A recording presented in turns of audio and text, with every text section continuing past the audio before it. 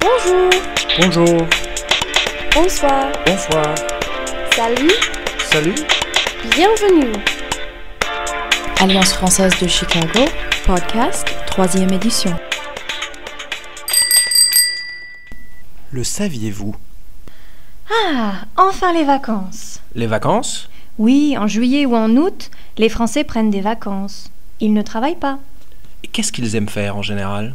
En général, ils préfèrent aller au bord de la mer. Tu sais, la mer Méditerranée. Ils aiment aussi aller au bord de l'océan Atlantique. Ah, d'accord. Et quel genre d'activité est-ce qu'ils aiment faire? Eh bien, ils adorent aller à la plage, faire du volley, nager.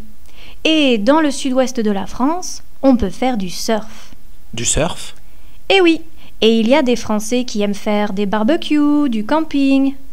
Ah, comme aux États-Unis en fait. Oui, et aussi, ils mangent des spécialités régionales comme le poisson ou les fruits de mer, par exemple. À Marseille, il y a une spécialité régionale qui s'appelle la bouillabaisse. Ah oui, je connais, c'est un ragoût de poisson. C'est ça. Et à Marseille, on joue à la pétanque. La pétanque? Oui, c'est un peu comme le bocce ball. Ah, d'accord. Donc tous les Français restent en France pendant les vacances. Oh, tu sais, il y a aussi des Français qui préfèrent visiter l'Europe, l'Asie ou les Caraïbes. Les fêtes en France. Salut Laurie, ça va? Bonjour Cathy, ça va? Tu fais quelque chose lundi? Qu'est-ce qui se passe lundi? Lundi, c'est le 14 juillet. Aux États-Unis, on l'appelle jour de la Bastille. En France, c'est la fête nationale. Ah oui, je me rappelle. Chaque année, depuis 1880, la France célèbre cette date Pourquoi? pour commémorer la prise de la Bastille. En 1789, c'était le début de la Révolution française et la fin du règne de Louis XVI. Qu'est-ce que c'est la Bastille déjà? La Bastille est une prison et un symbole du pouvoir du roi. Ah oui! Au premier anniversaire de la chute de la Bastille, toute la France a proclamé son allégeance à un seul gouvernement. C'était la première fois dans l'histoire qu'un peuple avait déclaré son autodétermination. Aujourd'hui, c'est différent, n'est-ce pas?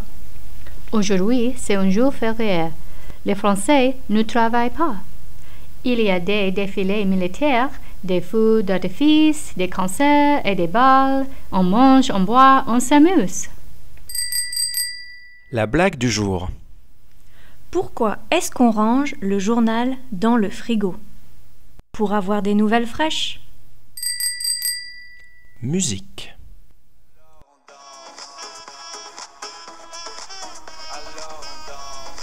Oh, j'aime bien cette chanson, c'est quoi?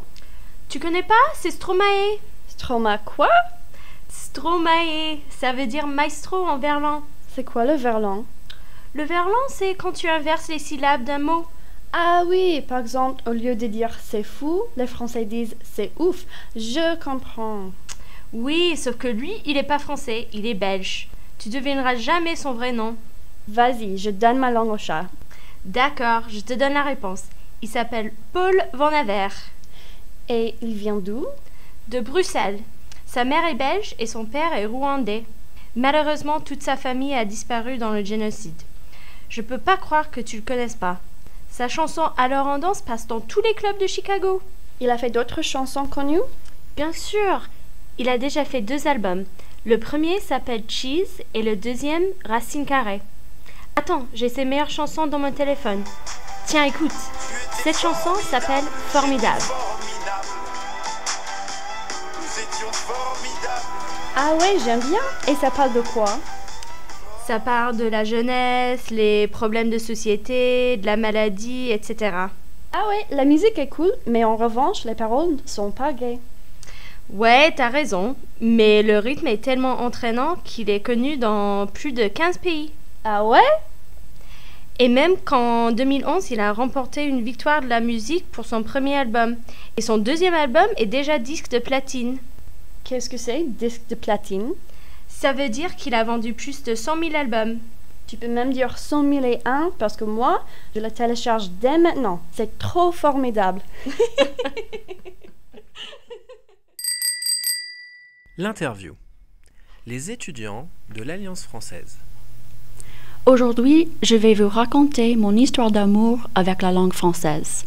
Il était une fois une petite fille qui voulait être comme sa maman et sa grand-mère. Elles parlaient français ensemble, surtout entre adultes, et je ne pouvais pas les comprendre. Quand j'étais à l'école, j'ai étudié le français. Petit à petit, j'ai commencé à comprendre les phrases que ma mère et ma grand-mère utilisaient, comme « lève-toi » quand je n'étais pas assise droite sur ma chaise. Au lycée, j'ai eu une correspondante qui vivait à Grenoble. J'ai eu l'occasion de rendre visite à sa famille. Pour la première fois de ma vie, je trouvais que je pouvais parler français.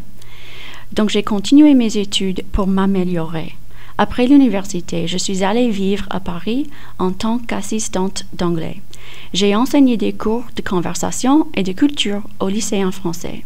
Même si j'étais le professeur, j'ai appris beaucoup de choses grâce à mes élèves. Des mots d'argot, du verlan et des gros mots. Peu importe le mot ou la phrase, je trouvais la langue française belle. J'étais amoureuse. Ça fait 7 ans et je n'ai plus l'occasion de parler français aussi souvent que j'aimerais, mais j'y parviens. Par exemple, je viens à l'Alliance française et cet été, je vais voyager à Québec avec mon copain. Il ne parle pas français, donc je serai le guide linguistique. Et de temps en temps, je parle français avec ma mère quand nous ne voulons pas que les autres nous comprennent. Les faux amis. Bonjour Adam, ça va ? Ça va, et toi, Jeff? Ça va. Qu'est-ce que tu as fait hier ? Hier, je passais un examen à l'université.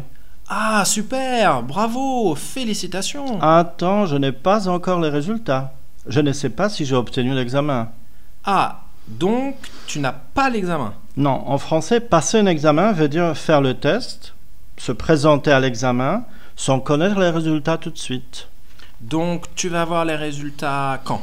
Dans 2 semaines, les résultats seront sur Internet, sur le site de l'université. Je suis un peu nerveux. Ah, patience, je suis sûr que tu vas réussir.